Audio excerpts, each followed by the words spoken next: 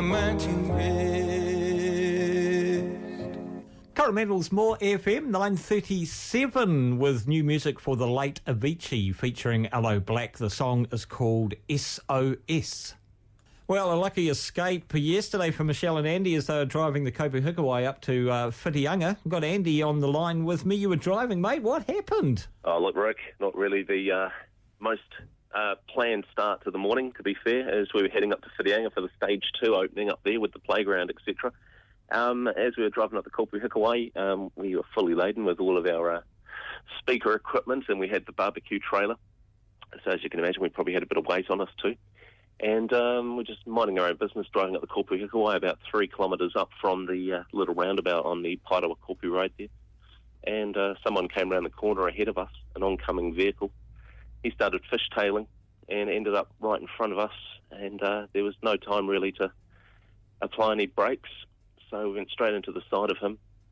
He flipped himself over. Both the vehicles written off, but first thing was just to run around, check that Michelle was okay, because I think she got it a little bit worse than I did. Right. And then to check the other gentleman, because he was still in his vehicle, so had to help him climb out. We had to find a way to cut his seatbelt off him because of the way he was.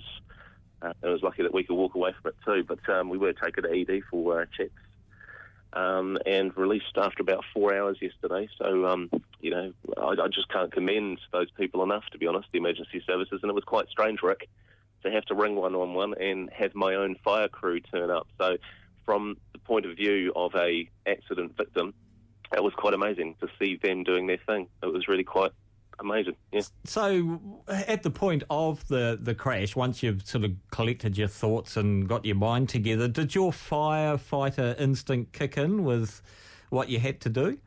I was told later that it did.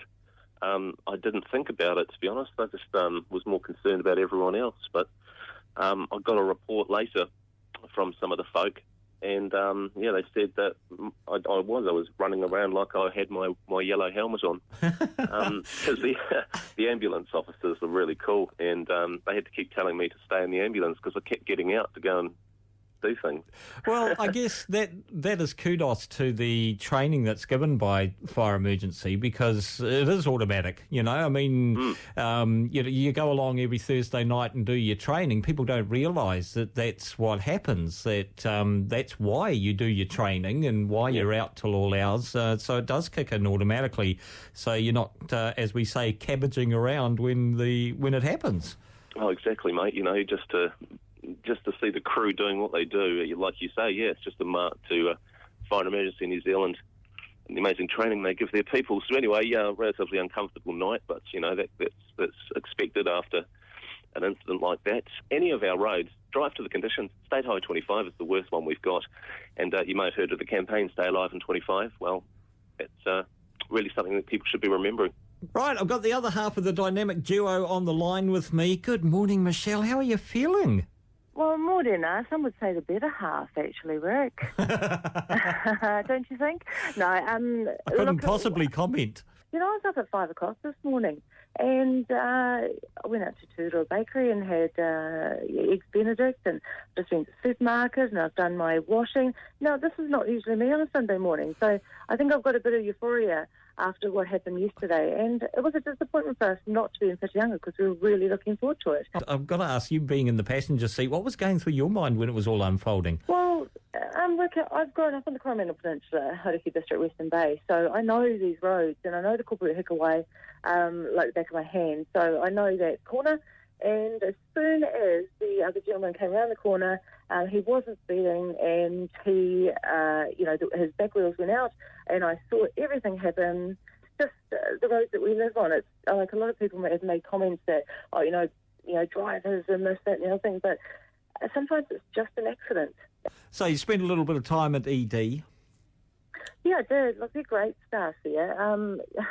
They're so experienced, and they work so well together, especially with St John, because St John is just fabulous. We had Natia and Pairawa St John come up the kopu-hikuai yesterday, so had a big chat to Keith. I appreciate everything he did for me. These guys do this every day, and they do a damn good job at it. There's a reason why they do it, and that's because they know what they're doing and they're experienced. But you know what? They have a bit of fun with each other as well, which was quite good. I appreciate the people that stopped, especially the two young men that were behind us.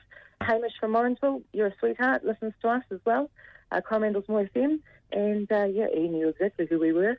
So that's the other thing. Andy and I are in the public eye a bit, so these things happen to us. But we just wanted to let everyone know that we're okay. I'm completely bruised.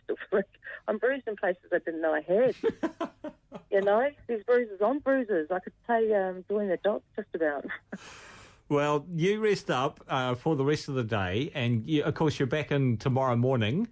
Yes, I've got so much to talk about, Rick. You have, so it'll be an interesting show. So go and check your lotto tickets and get yourself better, eh? Thank you so much, Rick, for everything you do too, love. Oh, you're welcome, and we're just so pleased that you and Andy are safe and sound. So take care on that kopu-hikuai. You've got more. More FM. Sure.